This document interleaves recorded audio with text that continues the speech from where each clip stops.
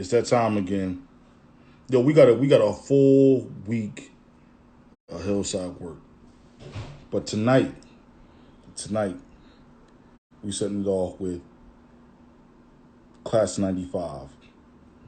I got my man coming in right now. Richard Bullock.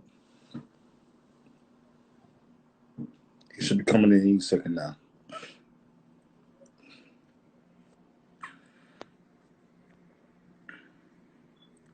But while we doing this here, okay, yeah, okay, there we go. All All right, right, what's up, man? Big Rich, what's going on, baby? Chilling, man. How's it going? Cool, man.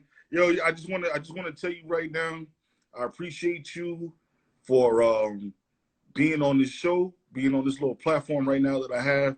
Yo, man, I mean, like, you was one of them names that was out there that I had to get. You was that big guy in the middle, you know what I'm saying, doing what you had to do for that team at Hillside back in 95, 94, and whenever you started.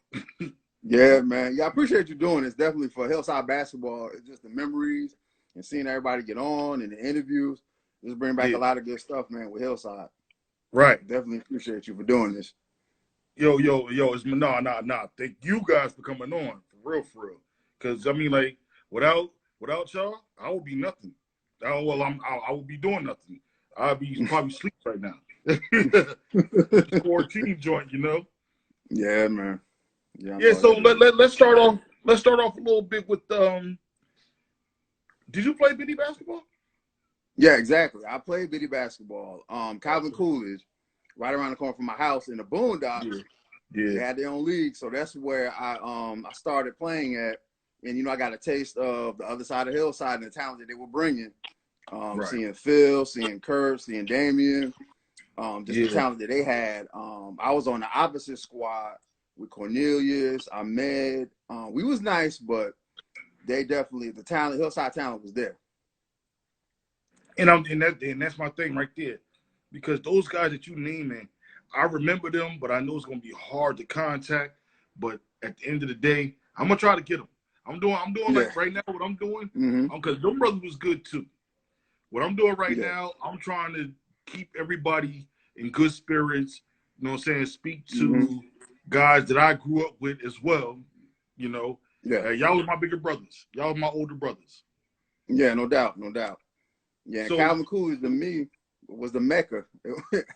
That's where I started playing that little playground in the back of Calvin Coolidge High School. right. I mean, Calvin Coolidge Elementary, yeah. And that was the spot, man. I mean, like, and I don't hear too many people talk about that. And that's why I'm glad that you were on here tonight, because, like, y'all Boondocks guys, y'all came to the school, but we didn't know what you could do unless you came and you played ball or you was doing something. And Mm-hmm. Yeah. y'all came out and did y'all thing, especially with balling. Because it's a couple guys that I know, like Benny Greer. He rest in peace. He was a baller from out that way. Mm-hmm. And Yeah. someone else. Yeah, we had He's your boy. West Calvin Coolidge.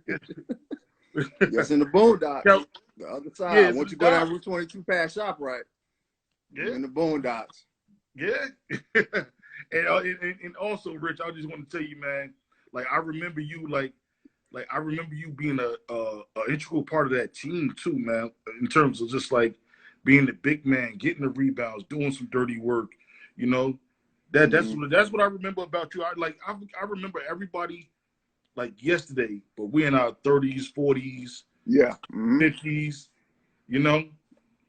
Yeah, and shout out to the Boondock greats, Milton Jeter, Terrence Glanton, ballers, and a lot of other cats I used to play with: Michael Honor Ferrara, Anthony Honor Ferrara, Brian Adams. Rest in peace to Brian. He just passed away unfortunately recently. Oh wow. Anthony Adams, yeah, yeah. Anytime they was out, there was a good run. When going to Calvin Coolidge, it Mm. was a good run. Yep. Now you said you played Biddy. You played with some couple of older guys that I knew. But now, going into high school, what year did you actually play? Freshman year. So let Oh, me start you with started from freshman really, too. yeah, 8th grade is when I started going over to WOK. So that's when I kind Okay. of went over from Calvin Coolidge and I got integrated over to WOK. So that's when I met up with Damian, Phil, and played 8th grade with them against them. I think Phil was on my team 8th grade, and we was up against Damien's team in the championship and lost. But yeah, that year, 8th grade, I played in Elizabeth. I played in the Catholic league because my brother, he went to John Bullock. He went to St. Patrick's. Oh, so, okay. Yeah, 8th grade, he was really nice. 8th grade year, I had to kind of make a decision whether I was going to go to St. Patrick's or Hillside. Oh, so here we go. Yeah, exactly. Because I got exposed. I went to see my brother play against St. Anthony's. When they had Bob Hurley, when they had Luther Wright. Yeah, that was nice. I'll never forget that game in St. Anthony's. So I got exposed to a lot of that. So it was either like go to St. Pat's or go to Hillside. And looking at Hillside program, they had so much talent. It was like they had legacy, they had talent. It was kind of a no-brainer to just go to Hillside because St. Pat's would have been more money, would have been more travel. So I knew St. Pat's had a program. I mean, Hillside had a program, so I definitely was like, yeah, I'm gonna go to Hillside and see what's up. Damn, yeah, wow, that year right there. Yeah, oh my God, hey, yo, Rich, I follow basketball, man. I mean, like, and as a coach now, I try to instill and talk to these guys, these young guys, about what's going on now, because I got 7th and 8th graders. But damn, St. Pat's back when it was Elizabeth, you know, it's a Hillside now. St. Pat's in Hillside now. I'm like, yeah, that's crazy, right? It ain't the same like it was then. That's crazy, yeah. But it's also not in high school freshman year. So when I went out for the team, we had tryouts. Griff was there, Sparrow was there, Coach Howes was there. I did great, and you know, Griff talked to me, said, you know, keep up. I like what you're doing, keep it up. But the thing is that I was an athlete, but I wasn't a student athlete. And to be honest, that freshman year, my grades weren't good at all. And my parents took me off the team, which I, you know, appreciate that because that, you know, taught me a lesson that, you know, that student part of it had to be right, had to be taken care of. Yeah. So it was a tough conversation with Coach Griffin, but Coach Griffin, he understood and he said, look, get your grades right and you will see you next year. So got my grades right sophomore year, ended up playing JV with Phil, Damien, your brother Kurt. So we had a great year that year. It was really nice. You know, everybody was balling, had fun in practice under Coach Sparrow. You know, great coach. He, you know, he really taught to us as men. You know, it wasn't just about basketball. It was about, you know, what are you doing? Hard work, dedication, your grades. Right. And that's what I loved about Hillside basketball and the legacy. Right. And you know what? And that goes a million miles, man, because Coach Sellers, that was a great coaching staff. Coach Sellers, Coach Griff, all those guys. Yeah. Coach Farrell. Yeah, they pushed us. Yep. They definitely pushed us. Practices were hard. Shout out to Kevin Newsom. I see him in the house. Damien Dunn. Yeah, what's up, Kev? Yeah, practices were hard. But another thing, too, is they instilled in us, even in summertime, to work on your game. They sent us to basketball camps. They sent us to summer camps. Right. That sophomore year, we all went to summer camp. It was me, Damien, Haas, rest in peace, Peter from the Boondocks. It was all of us. Yeah. Peter, that's his name. We definitely had a good time at camps. But they instilled that hard work in us so we would get better. Yeah. Yo, that's just, I was trying to figure out his name because I'm like, Hillside didn't have so many white boys on their team. But I remember you being the big man. Yeah, me, Pete, Charles Santos. That's his name, Charles Santos. Yeah, he was a beast. Yeah, I mean, he was like Rodman. He did, he grabbed the boards, he did the dirty work. Yeah, he was a big boy, man. Him and Pete was like, I'm like, damn. Well, what they gonna do? As a kid, I'm thinking like, what they gonna do? And then I looked at them on the court. I was like, oh, okay, you gotta watch out when they come going get them rebounds. Then when I saw you, so now it all makes sense. Okay, got it. So now we're coming down to it. We got playing in Hillside High. You finally get your grades together and everything. What was it like? On that? Was you on that championship team, or did you come after that? Now let me tell you that this is another story. Definitely playing for Hillside is tradition. When you go into the building, you see the banners, you see the plaques. Yeah. You know, going to the Christmas tournament, seeing the Yeah. tradition. I mean, yeah, and shout out to Chimo too. He was a beast too, a beast of a big man. He's probably one of the Oh, he owed best me. big He owed men, me. yeah, in Hillside history. He was nice. Me and him got along great. We had fun. He was definitely a great ball player. But yeah, just that tradition and coming into my junior year, I was really primed. I really wanted to get to where I needed to be, but I tore my Achilles that Right. summer. That's right. Not my Achilles, my ACL, my knee. I had a knee injury that summer. And it was funny because that whole summer I tried to play on the injury. And I'm like, I get through it, you know, it's nothing. But every time I'm playing, my knee giving out, I'm falling to the ground. So, you know, I was like, yeah, I got to get this taken looked at. And, you know, Coach Griff was real with me. He was like, yeah, you got to get this taken care of. And another thing, he was real honest with me, too. He said, you know, get in shape, do what you got to do and come back strong. And I was like, okay. So I had the surgery. And back then, 20 years ago, ACL surgery, that was tough. Yeah. Yeah, I was in a hospital for about 2 or 3 days. Rehab was crazy, but I ended up getting back. And one of my biggest regrets is that year they went to the state championship. They got the plaques, they got the jackets, and I couldn't be on the team, so that was rough to watch from afar. But to see like my other teammates, Damian, Phil, Chimo, Lamont, Kendall Ogle, Ike, Nelson, all of them ball out and make the championship. I was proud just to be affiliated with them and proud of what they did that year. Yeah.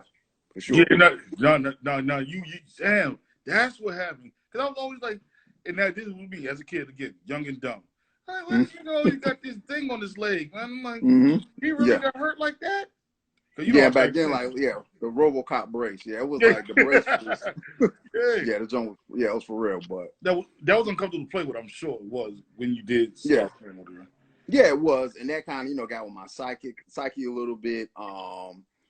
And, that year going into senior year, I was able to play, not to the capabilities I wanted to, but to just be on the team was, it was great just to be around the guys. Yeah. But that year we really did not, play, I think, as well as we should have. Like, we really underachieved that year. We had a ton of talent. I mean, a ton of talent, but we definitely underachieved that year. Yeah, because I came in 94. Freshman, played under Coach Sellers. And me, I had to wait for my brother. I had to wait and see what's going on with Kurt and wait for practice and stuff. The practices was intense. It was intense. They looked fun, but if you actually had to do it, it was rough. Yeah, it was rough. Yeah, but we as players, we made it fun. Like, we would yell out names and just have fun with it. But it was definitely tough. And Coach Griffin was really innovative. I remember UNLV that year, they had a defense called the amoeba defense. And he actually instituted that defense and what we were doing. And that defense, you're pressing, you're running a lot. So you had to be in shape. So he pushed us. And that's one thing with Coach Griffin. He was always he was always innovative with the style and the way that we played. Right. Yeah, rest in peace, Coach Griff, man. Definitely. Awesome man. Awesome man. Yeah, awesome. Yeah, definitely. Yeah. He used to pick us up, take us to practice, take us home, because we lived in the boondocks, so we were kind of on the way home. So he would just, drop us off, and I never forget the conversations. He cared about everybody. It wasn't just basketball players with Coach Griffin. It was about, it was about the students. He genuinely cared for his students. Anybody he encountered. And that's what made him, I think, a great person. So, to be not only a great coach, but a great person, I mean, it was a blessing to be under, his coaching. Yeah, definitely. Yeah. And then, see, now you guys, for me, it was a little bit rough because it was like the death of a dynasty for real. Like, because you guys were winning during that Jordan era.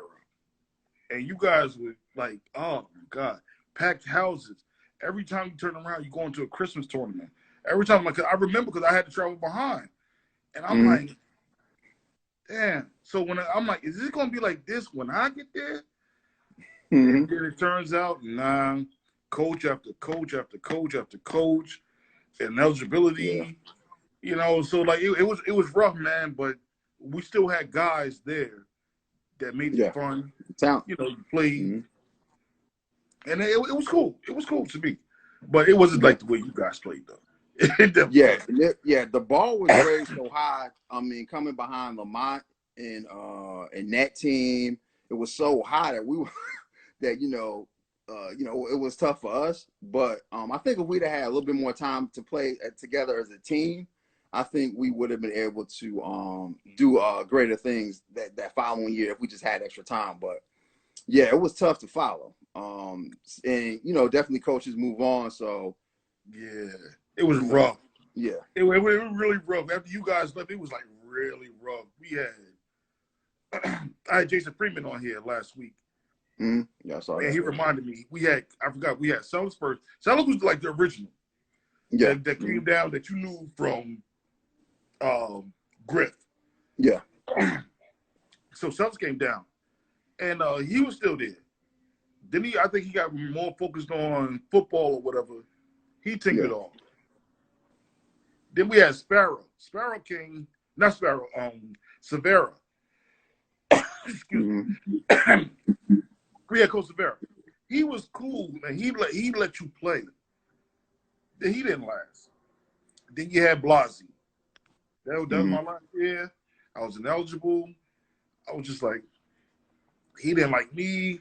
It was a whole thing. Like, yo, my brother name's on the flags. I got something in the tank. Yeah.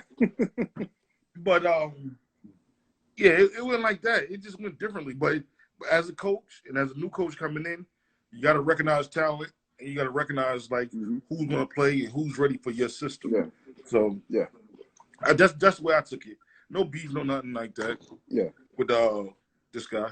Yeah, and I appreciate you taking that legacy with you too and passing it on to the next generation. Right. Seeing that standing in Coach Griffin and Coach Sellers and Coach Sparrow and Coach Hines and taking that and instilling that in the next legacy, because one of the things I do pride Hillside basketball on and the program is if you look at all of the players that came through that program, at least 95% of them are successful today in life. Like you can see that, they're doing great things. They're helping, other people out. They're successful. So that's one of the things I pride, Hillside on. Because, like I said, Coach Griffin did not just teach us about basketball. He taught us about, life and how to, work hard work and how to succeed in life. Definitely. Now, so let's move on to Central Park. Now, yeah, buddy. I've seen you play there a few times. Mm-hmm. What was your experience like there? Like, let's let the people know what's going on here at Central Park. Yeah, Central it was like the Rucker Park in New Jersey. So it was that live. I remember going there with my brother. My brother would take me there when he would play, and just seeing the battles that they had there. I mean, and the thing about it was you wouldn't see nothing crazy like no fights, nobody wilding out. Hard. Good, still you see some trash talking, but it was on that level that everybody was still hooping, everybody was playing hard. It was team order. You kind of didn't want to go out there and be like, I'm gonna score, all the points or whatever. You want to do what you could to win because you don't know when you was going to, if you get off, it's a wrap. So you would play defense, you would go rebound, you would do whatever you want to, and it was like a proving ground. When you got out there, you represented Hillside basketball. You had to come with your A game every day because you had cats from Elizabeth, Newark, Roselle, all over New York, just playing hard. I mean, like really hard. Man, you see Shaq there, you see Bill Bellamy, you see anybody and everybody. You see everybody. And that was 100% the Mecca. And I remember I would walk from the Boondocks all the way to go pick up Damien to go to Central. We meet Phil there, play all day, and then walk back to the Boondocks, and it had to be at least 8 miles. And that was the passion. I mean, it was nothing. Just walk, back then it wasn't wild, and you wouldn't have to worry about getting robbed or nothing like that. You just walk, walk to the park, and get your hoop in, and then walk back home. But it definitely was. Yeah. Long days too. Long day. That's a long day. Like you may leave your house at about, let's say 10, 12 o'clock. You ain't coming back until about at least 6, 7. that's just off of basketball though, playing ball. And Yeah, that was easy. definitely was live. Yeah, I mean, even if you had to watch, you would just watch. Like, Yeah. the talent, you would just be watching because the talent was so good. You'd be like, yo, just trying to see what you can steal from your game, you know, and talk to other players, and you know, just get them just you know, just fellowshipping. I mean, it was good times, definitely good times. Yeah. Yeah. Now, you played ball after high school or not? Well, this is crazy because when I got to college, that freshman year, we had played a lot. Like I was playing a lot. I was feeling great. Then I turned around and messed up my other knee. So, Oh, yeah. I was like, you know what? I was like, yes, it's a wrap. You know, at that point. But shut it down. Yeah. You know, I still love the game, and you know, watching to this day, root for Hillside. You know, for life, definitely. Yeah. Damn, man. I thought you went down to I think North Carolina. Yeah. Mm-hmm. Yeah, I went to North Carolina. HBCU, Elizabeth City State University. That's right. Mm-hmm. Yep. Definitely. That was dope. Because Coach Tellers, I was just talking to him the other day. Matter of fact, he'll be on here Tuesday. Nice. He'll be on Tuesday, yeah. Wow. And wow. He was telling me his son goes there, but I think he goes there for football. Yeah, he does. That's cool. Yeah, that's cool. Yep. But oh my God, yeah. Those were the days, Rich, man. And I'm just up on here. I had to show you. I had to give you your flowers and show you your love and I give appreciate you it. Man. You know what I'm saying? Yeah, appreciate it, definitely. And I got more. You know, I had to let everybody during this quarantine time see your face. You know what I'm saying? Chop it up with the guy. And Kevin Newsom, as soon as I get your info, I'm looking. Get Kev on there too. Yeah. Yeah, your brother Kurt, he was a beast. I mean, he was nice. Instant offense, quick, jump shot, hops, defense. Yeah, he was nice. Yeah. I got to get that guy on here too, man. If he's willing to do it, I got to get him to do it. Yeah, get Kurt on there, definitely. but Rich, man, like I remember you being, I forgot about, now I didn't forget about him, but I just knew you as being the big man, our guy for that era. That's why I'm like, you know what? And Damien, he told me a story. Phil told me a story. I was like, you know what?